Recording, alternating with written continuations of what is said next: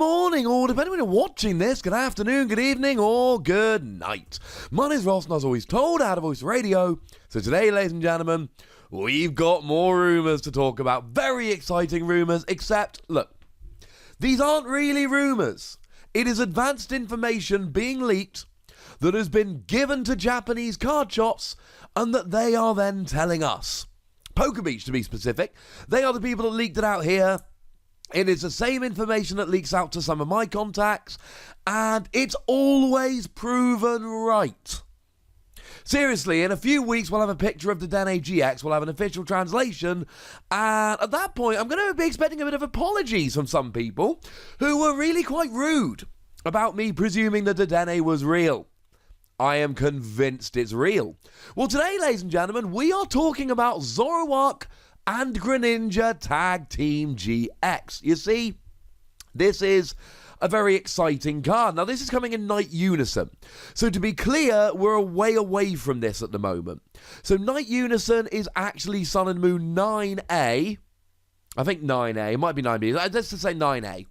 It's Sun and Moon 9A, which means it will be in our Sun and Moon 10 set, and we've just had Team Up revealed recently, which is our Sun and Moon 9 set, our February set. So this will actually be coming in our May set, which is be Sun and Moon 10. So we are a little way away at the moment from actually having this card, and that's fine, but it's sounding kind of interesting. So when I originally revealed Night Unison to you, I was talking about the potential for having maybe a second Zoroark GX and a second Greninja GX, given that we have in fact had Greninja and Zoroark GXs in the past. And a bunch of you very rightly pointed out, come on, Wassy, it's clearly going to be a Tag Team GX. Well, it seems like that has been confirmed, and it seems like we're getting a Tag Team GX featuring Greninja and Zoroark. Now, this is weird to me, ladies and gentlemen, because this will represent the first Tag Team GX that has been revealed, etc., which does not have a basic Pokemon as part of it. So the only one we've actually seen at the moment is Zekrom and Pikachu Tag Team GX, and obviously they're both basics. But then, although we haven't seen it, we have received word by product listings, essentially, that we are getting a Mimikyu and Gengar Tag Team GX. Now, the image on the screen right now is not an official image. It comes from the lovely Hitmondrew over on Twitter. Lovely man. He mocked it up for us very nicely and all that. But that has Mimikyu, which is a basic. It is weird to me, ladies and gentlemen, that we're getting a Stage 2 and a Stage 1. Because what does that mean in terms of HP? Because the HP for Pikachu and Zekrom is pretty gosh darn high, but it's 240.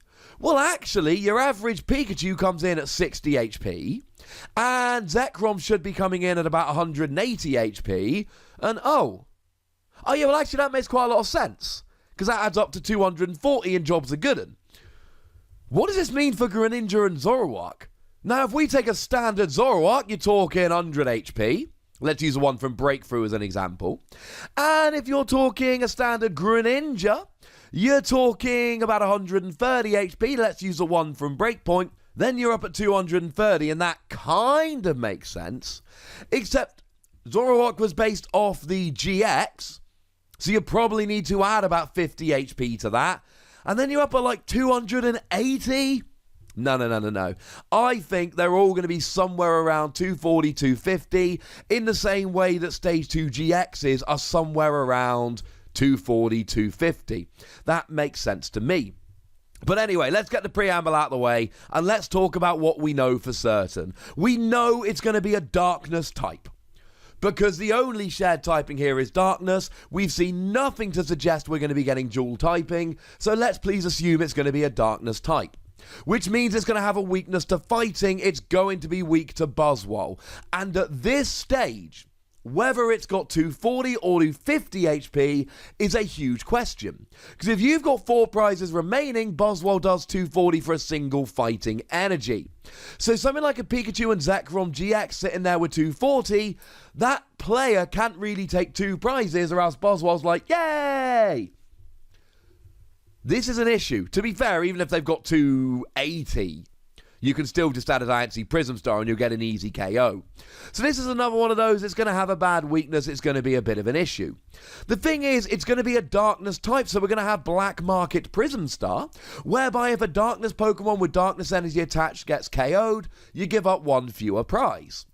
Which turns Greninja and Zoroark Tag-Team GX into a 2-prize Pokemon rather than a 3-prize Pokemon. Now, it still gives up 2 prizes, but remember how nuts good Pikachu and Zekrom is. Fair to assume, ladies and gentlemen, that it's going to be a great card, better than your average GX, so actually only giving up 2 prizes will be a gigantic advantage here. So it's going to have pretty good typing. Let's not forget there's also Devoured Field to do an extra 10 damage if you so wish. But it's going to have a bad weakness.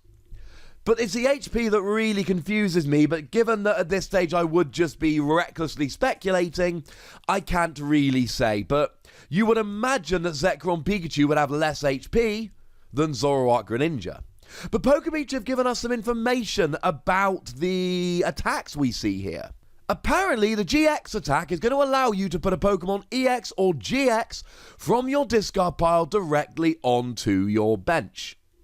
I mean, on the one hand, that does sound quite good, but that's not that exciting.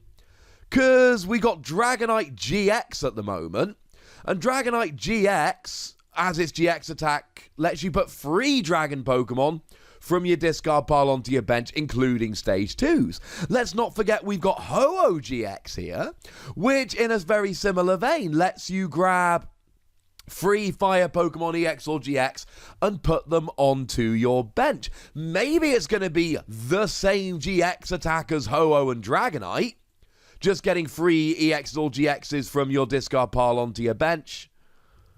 But, I mean, Dragonite, to be fair, is any Dragon Pokemon. It's not a headliner. Now, if we look at Pikachu and Zekrom GX's GX attack, it's over the top ridiculous. What we see here, 200 damage, but if you've got an extra 3 lightning energy, it does 170 damage to one of your bench. You should be taking 4 prizes. Yes, if it gets you a Darkness Pokemon, then you can get a Zoroark GX straight onto the bench. That's not going to be terribly exciting. So, this has got to be half the story here. This cannot be all of the information. Because this sounds hilariously underwhelming, except the joke's on the player playing this card. As always, we have incomplete information. Now, if it's something like 200 damage and it gets Pokemon back, that I am all on board with. And apparently it has a regular attack, which increases in damage the more darkness energy that are in play. And actually here, I could be a big fan of this. This sounds like quite a lot of fun. Because darkness Pokemon, we've got stuff like Darkrai Prism Star, which lets you bench it with an extra 2 energy attached, so that could be fun. Or maybe we've got Darkrai GX, whereby you can put it from the discard pile onto the bench with an extra darkness energy attached, for argument's sake. Here's the thing though, until it just got rotated, we had the second Darkrai EX, the one from Breakpoint. Now, admittedly, that has been rotated, but only just, which for 2 colourless energy on a basic Darkness Pokemon, did 20 damage plus 20 more for each Darkness energy attached to all of your Pokemon. And Max Elixir was in the format to help you accelerate energy. I'm not 100% convinced I'm in love with this. It sounds a little bit underwhelming. Sounds not that great, because Darkrai saw play for a little while and then completely fell out of favour. In Expanded, you've got Dark Patch, and you've got Max Elixir, and you've got Eviltal, all of which are pretty good for accelerating energy, and of course you've got Darkrai Prism Star and Darkrai GX, and it's not a powerhouse deck. So why would we expect a similar kind of deck to be a powerhouse now? And maybe it's literally just the numbers. Maybe it's 20 damage plus 40 for each darkness energy attached to all your Pokemon, and then it's kind of worth it. And as a side note here, if you want to accelerate energy, please do remember the GX attack of Zoroark. Zoroark lets you get any 5 energy from the discard pile attached to your Pokemon in any way that you like. So that could be quite a nice GX attack here. Any 5 basic energy. Now it is for a lightning, which could be awkward to use, but this could be kind of interesting if you can get over the fact that it costs a lightning energy. So to recap, we're confused about the HP. It's going to have a bad weakness. The GX attack doesn't sound great, and the regular attack doesn't sound great, because they both sound very similar to things that are not seeing a huge amount of play at the moment. There has got to be more to it than this, ladies and gentlemen, especially since Greninja almost always has good cards, and Zoroark almost always has good cards. If there was a pairing I would expect to give a really good GX here, or Tag Team GX, it would be these two. So I want to hear from you guys. What do you think about these rumors? Do you think they sound credible? Do you think they sound good? Do you think this sounds like a particularly good Pokemon? Because I'll be honest with you, compared to the rumors we looked at recently about Dedenne and about Buzzwole and Pheromosa Tag Team GX, these sound incredibly tame.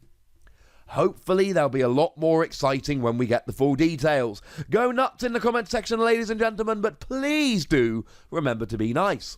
And make sure you like this video, subscribe to this channel, follow me on Twitter at the Wassy, and Twitch for some live action at twitch.tv/PTCGRadio. If you want to support the channel, get some bonus podcasts and all of that, head on over to patreon.com/PTCGRadio, where you can do exactly that.